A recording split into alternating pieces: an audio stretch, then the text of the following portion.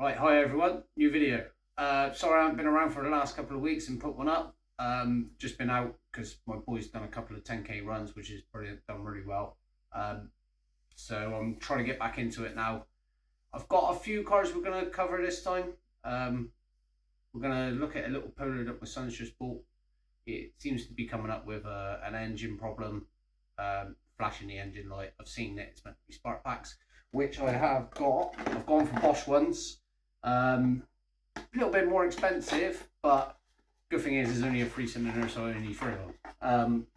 So I've got these. Apparently these are really common to go on it because there's a little 1.2, and the bits on the top, they seem to break down and then eventually go, and apparently that's the reason why it keeps doing it. It's not doing it all the time, it's just doing it intermittent. So I'm going to hopefully change those, which we'll go to in a minute, and we'll see if it's any better. The next issue is on a Fiesta that you had before, which we were trying to find out what the issue was because it kept overheating. Now, I'll scratch on that a little bit more a bit later on in the video. We'll take a look and then we'll go back to the Mark II Golf and look at a couple of odds and sods of what we've got to do on that. So, we're now going to look at the coil packs. So, I've already put the details in here. It's what a Volkswagen Polo. It's a hatchback, 2010. It's a 1.2 petrol engine. So, we will put in coil packs, ignition coil packs, Bosch ones, just because I know Bosch are a pretty good make. I've had a few things that are Bosch, so sort of go with them. So obviously that is 35, so with the dealer basket. Now obviously because there's a 3-cylinder, we're going to be selecting 3 of them, so it comes to £106.47p. So this is the coil packs. So we're just taking the cover off of the top, and then we're going to reveal the coil packs underneath. And like I said, this is a 3-cylinder, so it's only got 3 spark packs and 3 plugs. So should be nice and easy. As you can see, the actual spark packs are sat on the top, and the cables are around the outside. They're all clipped in. So just get a screwdriver just to unclip them all because it's a little bit tight, a little bit suctioned in as well. And then yeah, we'll lift those 3 off. Take these plugs out. I only take a couple out just to check that, see if they're okay and see what they're like on the bottom, if they're caked up or anything, and maybe order some new ones. So then we can put them back in and everything's new and should be good to go and should hopefully run a little bit better.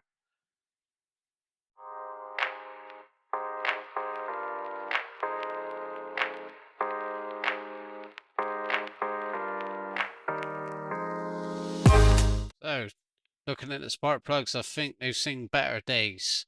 So it looks like I'm going to be ordering 3 new ones.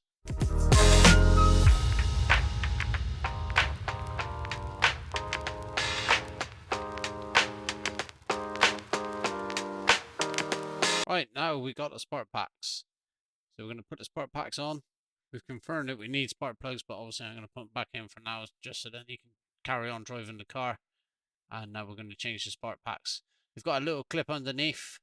Just use a little screwdriver to get out. And that's literally it. They just pull out and then they push back in and then click when they're pushed back in.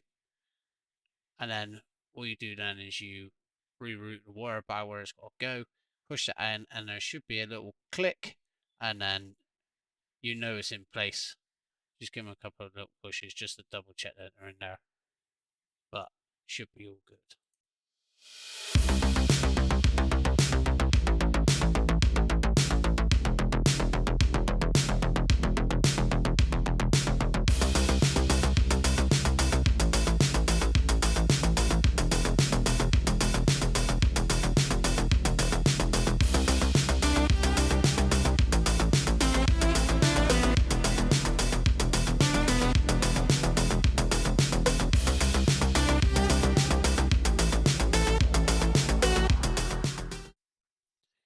So we're going to take a look now and see what the spark plugs are price wise. So we're on Euro car parts.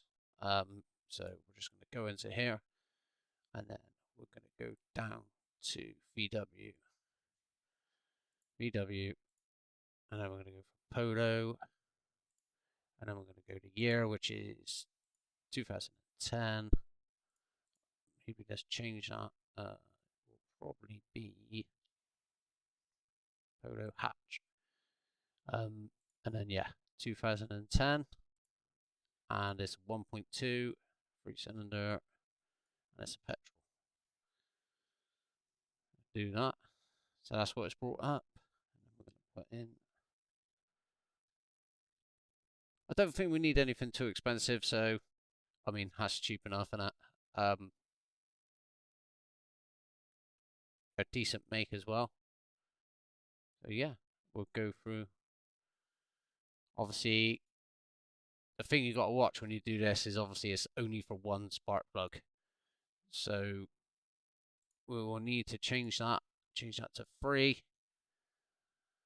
Yeah, it can't go wrong. For 14 quid, it's got to be worth doing. So I'm going to order those now, and then I'm going to pop down in a minute and grab them, and then we'll go to another video of me chucking them in, just show you that they're all done and all new. Right, so we've now got the new spark plugs that I showed you a minute ago, and now we're going to put them in, and we should have everything new. So we've done the spark packs, done the plugs. Hopefully that's going to resolve the issue and make the car run a little bit better.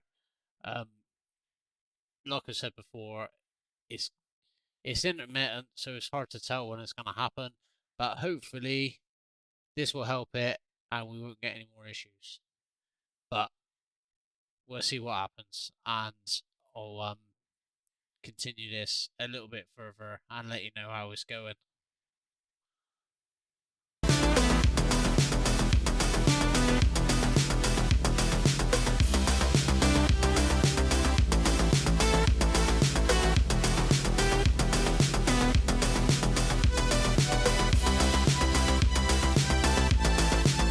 So now onto the Fiesta.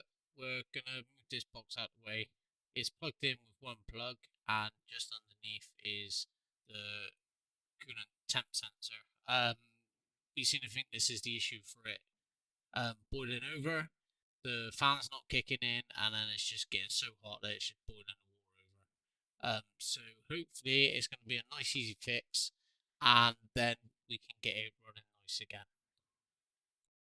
So now we're changing the headlights. The headlights we got on there, we tried cleaning them up a bit, but they're just so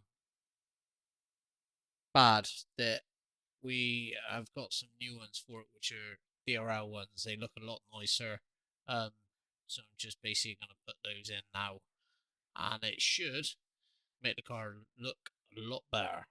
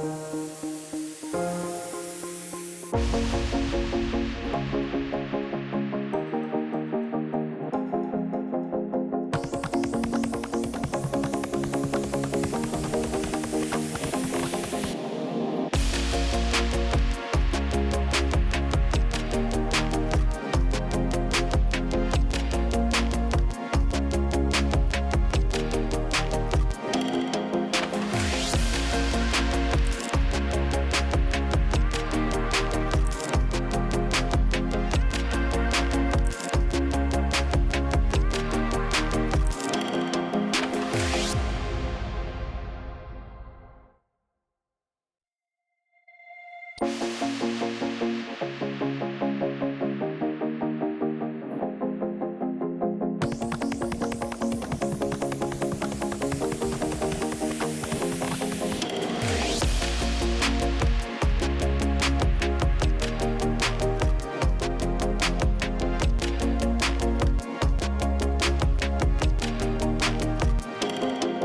now we're going to put the passenger door molding on.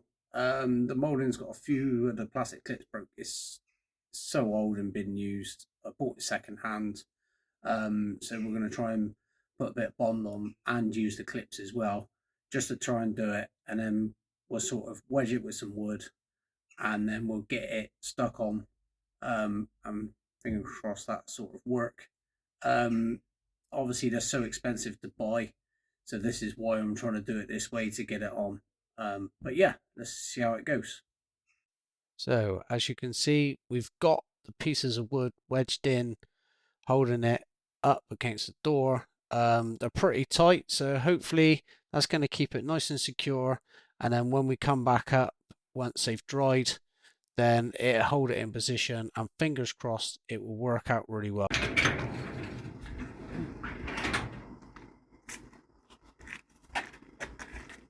Right. So obviously in the other part of the video we put some bonding on where they were also clipped as well to the door. So we've left them for quite a while now, and we're going to take the pieces of wood off. I'm keeping my fingers crossed that it's not going to pull away from the door. So soon find out. He's had loads of time. Well, it's a good start. That bit's on. 2. Try to scratch them. 3. Just gentle. 4. Look at that. Yeah, spot on. No gaps, look. No gaps coming across the edge. And the worst bit I was worried about was this bit, because in there the clip was broken on the inside. So I put some bond on it to try and stick that and the clip all together. That's why I kept that bit of wood just on that edge. But that's good. I like that. Yeah, so obviously I've done that only because the clips were breaking, and also the fact that to buy these, 1, it's hard to find them for a free door, and 2, they're really expensive. So that's why I had to do it with a bit of bonding and that. And obviously where they've been over the years, they've bowed in the trim, so that was another reason for using the wood, to keep it nice and flat against the panel. Which, yeah, by the looks of that, looks fine. So obviously hopefully it won't fall off when I come up again next time, but I don't think it will. That looks pretty solid on there, to be fair. Yeah, I'm happy with that. Right, that's it for this video. We've looked at a few different cars. So we looked at the Fiesta, which that's still ongoing. We're just trying to sort it out at the moment. Hopefully we can get that fan to kick in and stop it overheating. The Polo, the coil packs and the plugs, hopefully that solved that problem. We're going to drive it around for a little while and then see how that goes. Obviously the Mark II, we've still got a few little niggly bits to do on it, and it's still running flat, so hopefully we can get that sorted soon as well. I will be taking the Mark II up to Castle Combe on the 17th of August. It's going to be a German day up there, so by all means come along, have a look around. I'm sure there'll be loads there. Mine will be on an individual display pass on the Chippenham Road, so come and have a look at it, see what you think. If I'm there, have a chat with me, let me know what you think of it, and if there's any sort of things you think I should change or do, by all means I'm open to them. Also, I've been asked about more videos on the bike, which is fine. I'll get some more uploaded soon. And yeah, so if you enjoyed this video, please like and subscribe, and I'll see you all again in the next one.